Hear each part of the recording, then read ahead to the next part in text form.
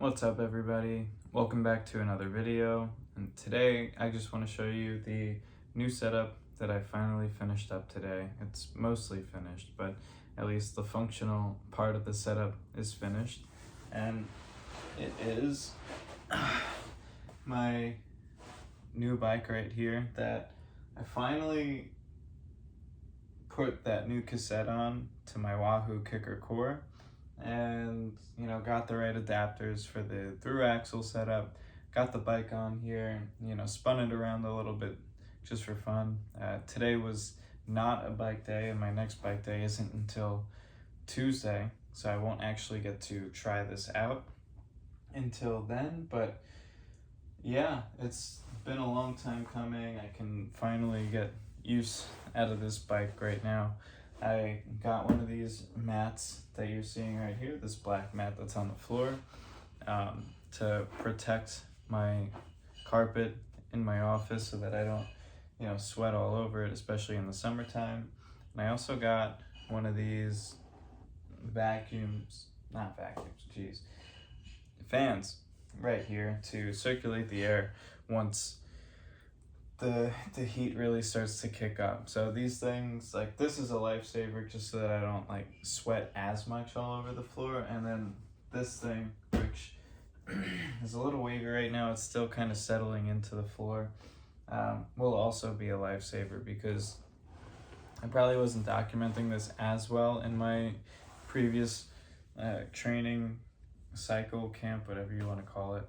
But on interval days on the bike, I would drench my apartment. It got really bad. I think I took one picture or one video of the aftermath of one of those rides after draping Bounty all over it, and it took almost a whole roll to soak up all the sweat from one of those workouts. So absolutely brutal. But now, lessons learned, this right here is the new setup that will actually, probably last me quite a few number of years. And there are a few modifications that I'll have to make to this, or a few additions, I should say, as other lessons learned. So on my old bike, and I didn't know this at all until probably when this bike got here, so I basically lived in ignorance for quite a while about this. When you're training a lot indoors and you tend to sweat a lot, the sweat reacts with the metallic components on bikes, anywhere where there's screws, nuts, bolts, washers, whatever. It'll tend to create somewhat of a battery effect because of the cathodic effect that your salty sweat has on these components, and it'll end up creating quite a bit of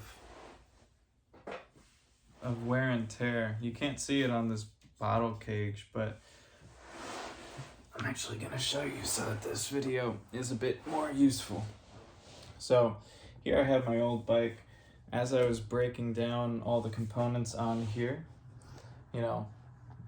with the goal of selling, I learned as I was trying to take off this bottle cage, the one that you saw right here, that effect was taking place right here on the bike. So when I went to take off the bolts that were holding it in place, I basically sheared the top of the bolts off, because the effect that the sweat had on the metal bolts weakened it, made them brittle, and then it completely snapped. So now, having way more electronic and metal components on this bike, I am definitely going to be more careful, especially since I'm having this from scratch, brand new.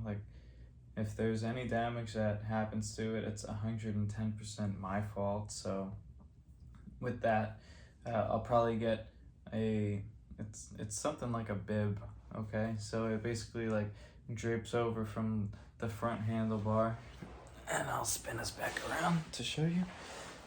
It'll connect from here down to right around here.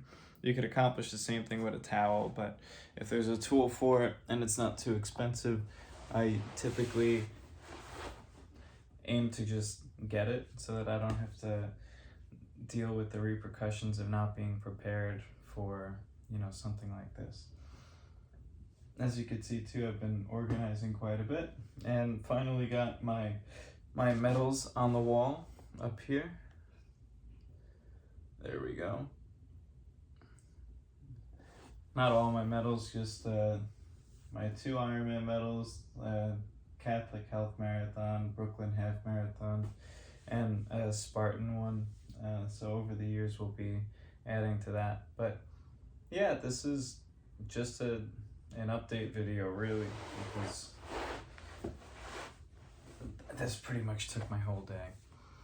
On another note, you know, for those of you who may still be around, today actually marked the end of the first fully programmed week of training, and it ended with just like a 5-mile easy run with striders at the end. So tomorrow starts a fresh week, back-to-back running. So tomorrow starts the week with a 4-mile shakeout jog just to follow today's somewhat long run, and then, you know, back into 5 days a week of this training, which I'm not gonna pack too many comments into this one little video, but I'm curious to see how a 5-day training week is gonna impact my body as we're building up into this next training block. Because in my first go around, I basically started out with 6 days a week and held 6 days a week for the entirety of my training up until race day, and that weighed me down and it wore me down. I was absolutely in the overtraining realm and regularly, and it didn't feel good. I didn't feel good at all. My energy was like through the floor. My hormones were through the floor. I basically had enough energy in the day to train reluctantly, because I was also quite a baby at this point in time, and go to work. And that was 100% it. All my effort, all my mental capacity was sapped in that limited realm. So now, and as I had like a quick preview of that in my speed building phase, like probably 2 months ago, having these 2 days a week off so far has been life-changing. Not to be too extreme, but has been quite the effect. So if my coaches keep this up for me moving forward through this training block, I'm really curious to see how it affects my overall performance, because like many triathletes say, it's always better to be over-rested compared to overtrained.